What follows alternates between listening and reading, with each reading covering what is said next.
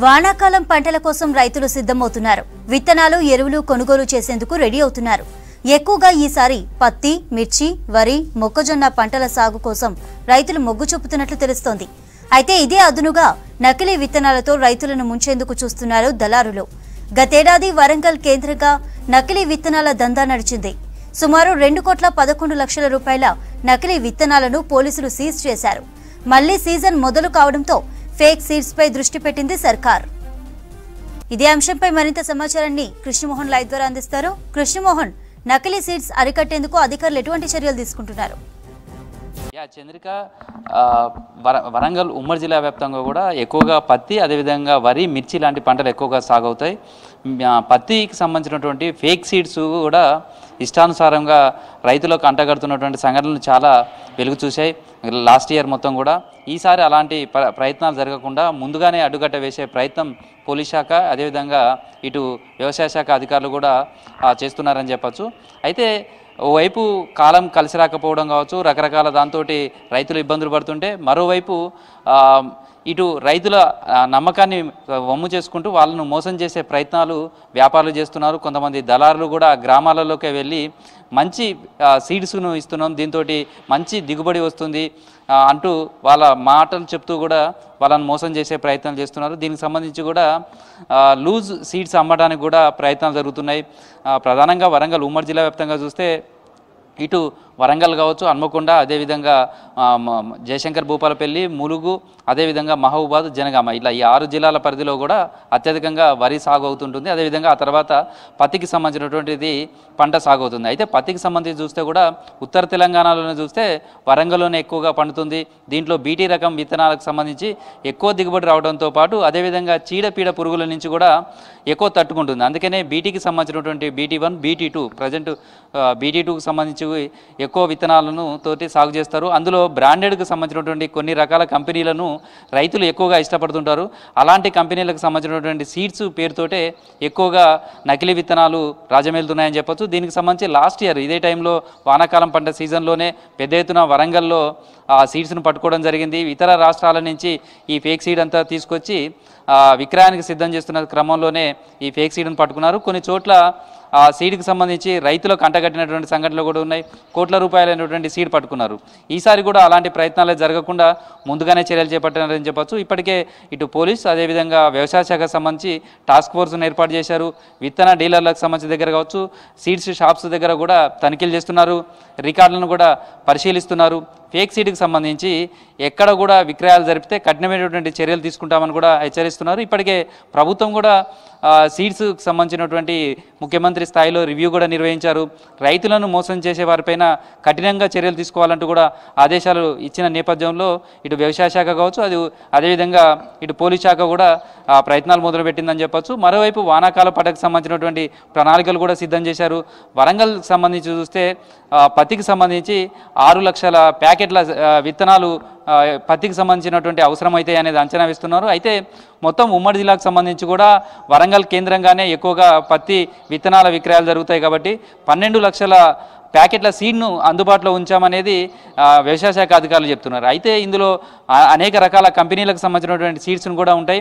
కానీ ప్రధానమైనటువంటి కొన్ని కంపెనీలకు సంబంధించినటువంటి సీడ్స్నే రైతులు ఇష్టపడుతున్నారు. వాటి పేరు మీదనే ఈ నకిలీ విత్తనాల దందా కొనసాగుతుందని చెప్పొచ్చు. మరోవైపు గ్రామాలకు సంబంధించి కూడా బ్రోచర్స్ కావచ్చు, లేదా అక్కడ ఉన్నటువంటి కొంతమందిని మీడియేటర్గా చేసుకొని మంచి సీడు ఇతర ప్రాంతాల నుంచి తక్కువ ధరకు వచ్చింది, ఎక్కువ దిగుబడి వస్తుందనే భ్రమలు కల్పించే ప్రయత్నాలు చేస్తూ కూడా సీడ్ అంటగట్టే ప్రయత్నాలు చేస్తున్నారు. కొంతమంది ఆన్లైన్లో కూడా ఈ సీడ్ తెప్పించుకుంటూ మోసపోతున్నటువంటి సంఘటనలు కూడా లాస్ట్ ఇయర్ చూసాం. ఈ నేపథ్యంలో అలాంటి వాటిని లేకుండా చేసే ప్రయత్నం చేస్తున్నామనేది అధికారులు చెప్తున్నారు. ఇప్పటికే జిల్లా కలెక్టర్ల నేతృత్వంలో కూడా సమావేశాలు నిర్వహిస్తున్నారు. 2 రోజుల క్రితమే ఉమ్మడి జిల్లాకు సంబంధించినటువంటి వ్యవసాయ శాఖ అధికారులకు సంబంధించినటువంటి ఒక రివ్యూ మీటింగ్ కూడా జరిగింది. ఫేక్ సీడ్కి సంబంధించి కావచ్చు, వీటిని ఎక్కడ కూడా లేకుండా చేయడానికి సంబంధించి అట్లాంటి వ్యాపారాలు జరగకుండా అరికెట్టేందుకు తీసుకోవాల్సిన చర్యలు, తర్వాత సీడ్స్ కొనే విషయంలో రైతులు ఎలాంటి జాగ్రత్తలు తీసుకోవాలనే దానికి సంబంధించి అవగాహన కల్పించే విధంగా కూడా చూడాలంటూ ఆ రివ్యూ మీటింగ్లో చెప్పారు. మొత్తంగా వానాకాలం పంటకు సంబంధించి ఈ మధ్యకాలంలో 4-5 వర్షాలు పడటం, ఆ తర్వాత ఈసారి ఋతుపవనాలు ముందుగానే వస్తాయనేది వాతావరణ శాఖ చెప్తున్న నేపథ్యంలో ఇప్పటికే రైతులు వ్యవసాయ పనుల్లో నిమగ్నమయ్యారు. మరోవైపు విత్తనాల కొనుగోలు కోసం కూడా రెడీ అవుతున్నారు.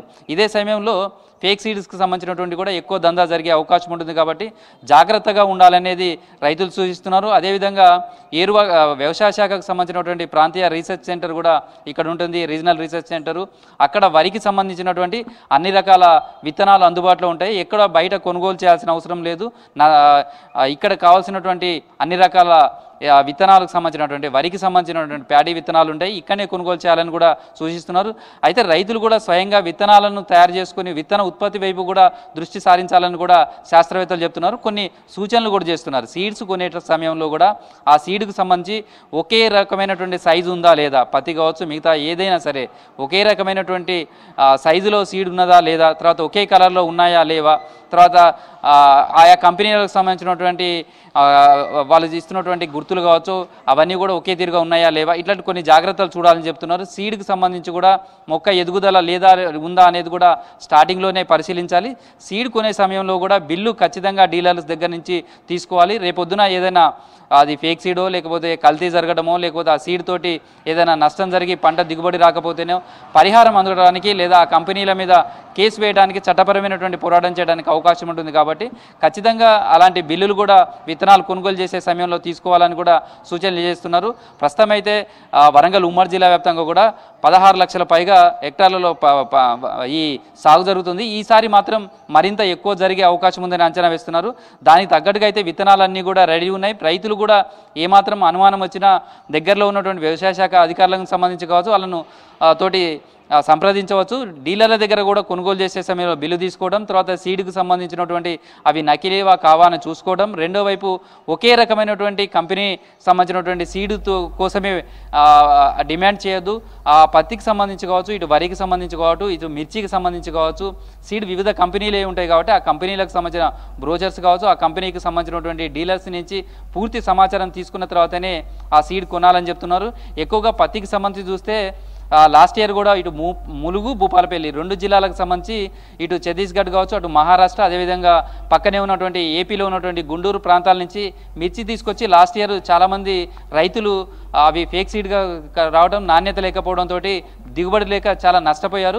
ఈ నేపథ్యంలో ఈసారి అలాంటి ఇబ్బందులు లేకుండా కూడా ఎక్కడ బయట ప్రాంతాల నుంచి సీడ్ తెప్పించుకునే బదులు అందుబాటులో ఉన్న దగ్గర మా డీలర్స్ దగ్గర నుంచి, ఆర్థరైజ్డ్ డీలర్స్ దగ్గర నుంచి మాత్రమే ఈ సీడ్ కొనాలని సూచనలు చేస్తున్నారు. మొత్తానికైతే ఓవైపు వ్యవసాయ సీజన్ మొదలవుతుంది, మరోవైపు ఈ ఫేక్ సీడ్కి సంబంధించి కూడా దందా చేయడానికి కూడా తెరలేపే అవకాశం ఉంటుంది. ఇప్పటి నుంచే ఇటు పోలీస్ శాఖ కావచ్చు, అదేవిధంగా వ్యవసాయ శాఖకు కూడా సంబంధించి కూడా జాయింట్ ఆపరేషన్స్ ఇంకా జరగాల్సిన ఉంది. డీలర్స్ దగ్గర సంబంధించి కూడా ఎవరైనా నకిలీ విత్తనాలు అమ్మితే కఠినమైనటువంటి చర్యలు మరింత తీసుకోవాల్సిన అవసరం ఉంది. ఇప్పటికే ఆ వైపు ప్రభుత్వం కూడా హెచ్చరికలు జారీ చేసింది. రైతులను మోసం చేస్తే ఖచ్చితమైనటువంటి కఠినమైన చర్యలు తీసుకుంటామంటున్నారు. రైతులు కూడా కొంత అవగాహనతోటి ఉండాలి. విత్తనాలు కొనుగోలు చేసే సమయంలో సూచనలు పాటించాలి, జాగ్రత్తలు కూడా తీసుకోవాలనేది మాత్రం ఇటు శాస్త్రవేత్తలు కావచ్చు, ఇటు వ్యవసాయ శాఖ అధికారులు అయితే సూచనలు చేస్తున్నారని చెప్పుకోవచ్చు. చంద్రిక.